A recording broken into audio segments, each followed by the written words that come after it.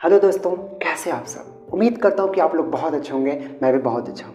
दोस्तों, आज इस वीडियो में आज एक ऐसे स्टोरी शेयर करने जा रहा हूँ जो आपके दिलों तक पहुँचेगी, और बस दिलों तक ही नहीं, यहाँ तक पहुँचेगी। दोस्तों, ये स्टोरी है एक पिता और एक बेटे की।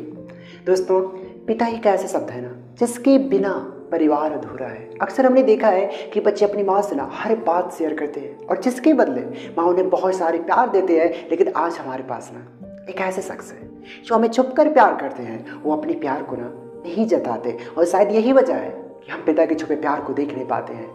वो अपनी इच्छाओं को मारकर बच्चे के सपने पूरा करने के लिए दिन रात मेहनत करते हैं, और उन्हीं की खुशी में अपनी खुशी मनाते हैं। और एक पिता की खुशी परिवार से शुरू होकर परिवार पर ही खत्म हो जाती है। तो आइए पिता के छुपे प्यार को उजागर करते एक नई कहानी सुनते हैं। दोस्तों, एक छोटे से घर में समन्वय वर्ग का परिवार रहता था। उनमें माता पिता और उनके 2 बच्चे थे। बच्चे का नाम रेखा और रोहित था। दोनों भाई भैंस पढ़ने में बहुत तेज थे और कॉलेज में हमेशा फर्स्ट आते थे।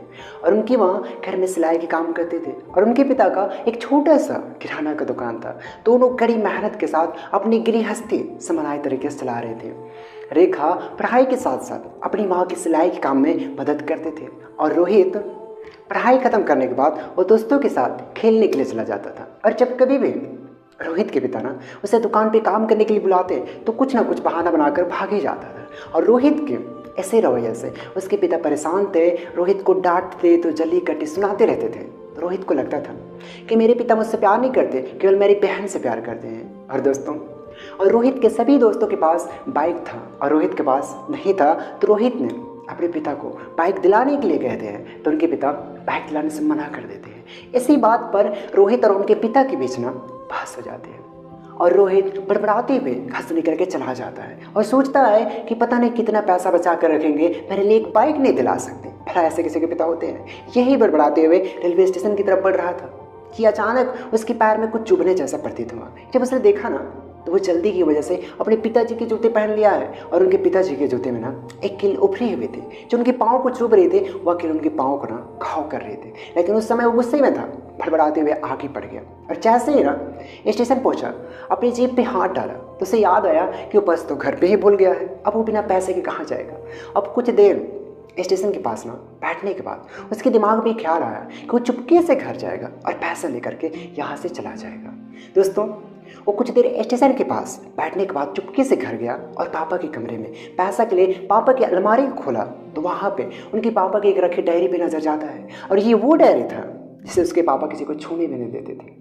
लेकिन रोहित के खुरापती दिमाग में उस डायरी को पढ़ने का विचार आया और सोचा, जरूर इस डायरी में खजाना का राज होगा, जैसे मेरा पिताजी लिख करके रखे होंगे कि किससे कितने पैसे लेने हैं और कितने पैसे देने हैं। और रोहित ने डायरी के पहला पन्ना पलटा उनके सारे भाव गायब हो गए, क्योंकि उस डायरी में ऐसा कुछ भी नहीं था जैसे को सोच रहा था। उन डायरी में उन पैसों का हिसाब था जिसने रोहित के पिता ने लोगों से अलग अलग कामों के लिए उधार लिए थे, जिसमें से ज़्यादातर पैसा रोहित के कामों के लिए लिए गए थे। और दोस्तों, उस डायरी में एक लिस्ट था जिसमें लिखा कुछ यूँ था, 50,000 रुपये बेटे के कंप्यूटर के लिए। ये वो कंप्यूटर था जिसे रोहित आज यूज करता है। लेकिन रोहित को पता नहीं था इस कंप्यूटर के लिए पैसा कहाँ से आए थे। लेकिन दोस्तों, आज उसे पता चला कि इस कंप्यूटर के लिए पैसा कहाँ से आए थे। और दोस्तों, उस लिस्ट में एक कैमरे का भी नाम था। ये वो कैमरा था जिसे रोहित ने अपने जन्मदिन पे गिफ्ट में जिद करके मांगा था, और उसके पिता ने उसे ला करके दिया था, और जिसे देख करके रोहित बहुत खुश हुआ था, और उसे देख करके उससे पिता भी कई ज़्यादा खुश हुए थे। दोस्तों, अब रोहित के चेहरे पे गुस्से की जगह मायूसी आ चुके थे। अब उनकी आंखों में आंसू बह रहे थे। तभी रोहित ने दूसरा पन्ना पलटा तो वहाँ पे दोस्तों कुछ इच्छाएं लिखे हुए थे। उनके पापा की पहली इच्छा थी कि एक अच्छे जूते पहनना।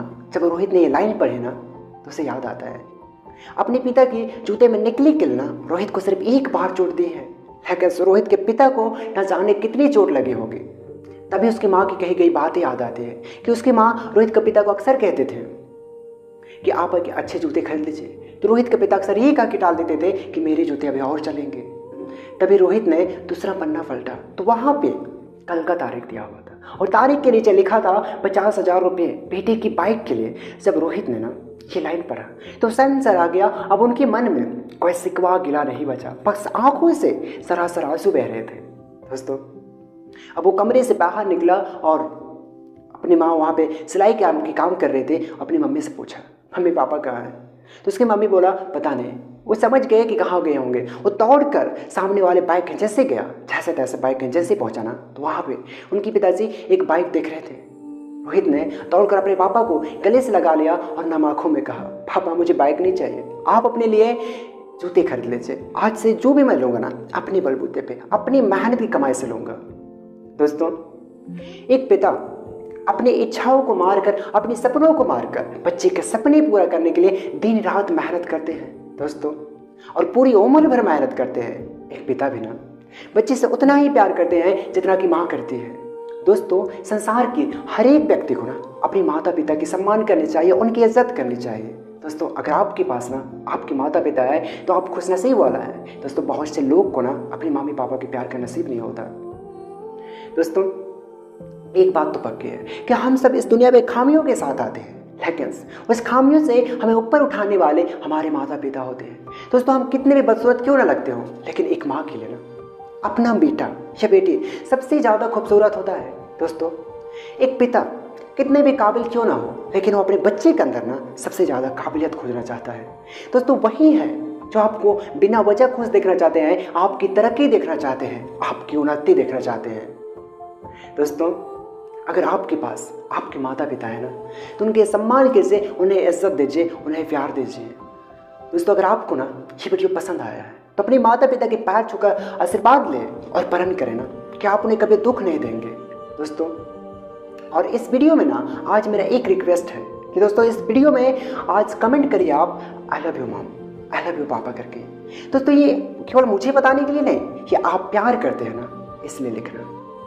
और दोस्तों, अगर आप इस तरह के ना लाइफ चेंजिंग वीडियो पसंद करते हैं तो मेरे चैनल को सब्सक्राइब कीजिएगा, बेल आइकन ऑन कीजिएगा, ताकि हर एक वीडियो आप तक पहुंचता रहे।